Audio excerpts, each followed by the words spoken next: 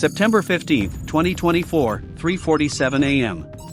While the USS Gerald R. Ford was conducting routine freedom of navigation operations in the Strait of Hormuz, its lookout spotted something that would turn a calm morning into the most dangerous 23 minutes in Middle Eastern waters since 1988's Operation Praying Mantis.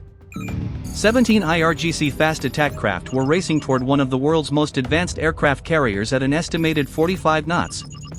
Each was loaded with enough explosives to send American diplomacy to the bottom of the sea. Margin for error, 0.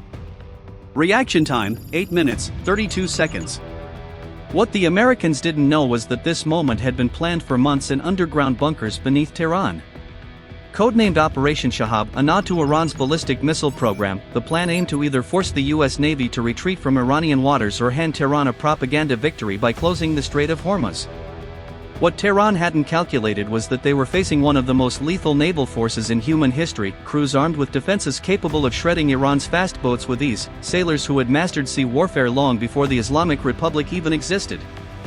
3:49, the Fords and /Spy-6 radar locked onto the incoming targets with crystal clarity. 17 Bagamar speedboats spread across a 4 nautical mile front in a classic Iranian swarm attack formation. Each carried 6 IRGC sailors and enough plastic explosives to blow a city bus-sized hole in a ship's hull. In the Combat Information Center, the Tactical Action Officer regarded his display with the calm that comes from commanding 75,000 tons of American naval dominance. The math was simple, but not in Iran's favor. At their current speed, the lead boats would enter weapons range in 6 minutes and 17 seconds. RPG-7s and heavy machine guns were lethal within 500 meters. The Ford's close-in weapon system, CIWS, could pulverize targets up to 1,500 meters away with streams of 20 mm depleted uranium rounds. These boats weren't just fast, they were willing to die. Intelligence suggested each carried between 225 and 340 kilograms of military-grade explosives, far deadlier than the USS Cole attack. But the Cole had been stationary and vulnerable in Aden Harbor. The Ford was a moving fortress ringed by the most sophisticated air defense network ever built. 3:51, the Ford's escort destroyers shifted into battle stations. USS Delbert D. Black maneuvered to overlap fields of fire. USS Paul Ignatius moved to intercept the southern group. Each destroyer packed the firepower to erase a small city, but in narrow, choppy waters, accuracy mattered more than raw might.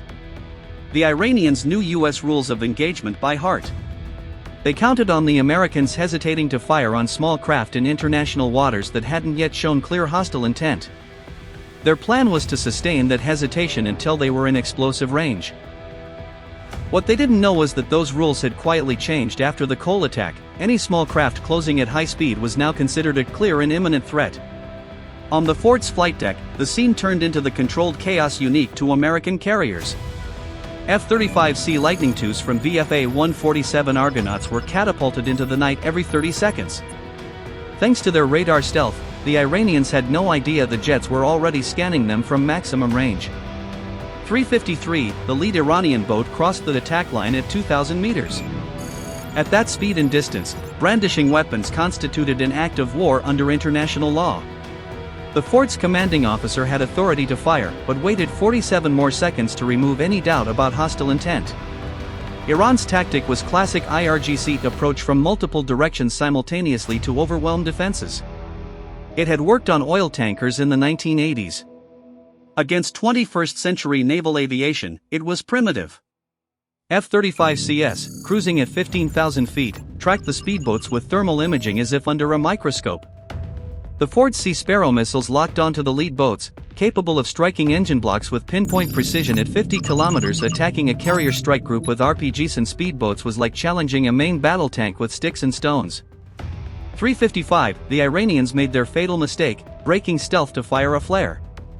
It was the signal to attack, and under international law, it made them legitimate military targets. The Ford's response was immediate and overwhelming. The CIWS-C was locked on to the nearest boat. Firing 4,500 rounds per minute of 20 mm tungsten core ammunition, it shredded the craft in 2.7 seconds.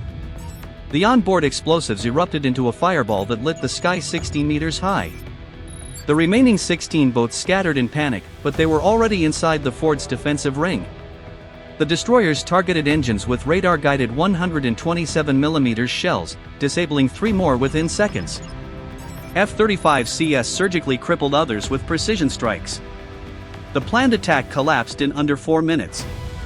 Of the 17 boats, 9 were obliterated, 6 disabled, and only 2 limped back into Iranian waters. 401 Iran launched Khalij Fars ballistic anti-ship missiles guided by coastal radar. The Fordson/Spy 6 locked on instantly. SM-6 interceptors destroyed both in midair, one at 47 miles, the other at 23. 407, the last retreating boat capsized after a low pass from an F-35C, forcing the crew to abandon ship into life rafts. The U.S. Coast Guard took them into custody for interrogation. The results were decisive, all 17 boats neutralized in under 8 minutes, 100% of ballistic missiles intercepted, 0 U.S. losses. Iranian forces suffered a total operational failure. 23 minutes after it began, the Ford resumed its mission. The Strait of Hormuz remained open to international traffic, once again under the protection of the U.S. Navy. Tehran declared victory in its propaganda, but what it didn't show were the wrecks littering the seabed and the captured IRGC sailors ready to talk. The message was clear: the Strait of Hormuz belongs to international law, and those who challenge it will share the fate of this attack. For now, over and out.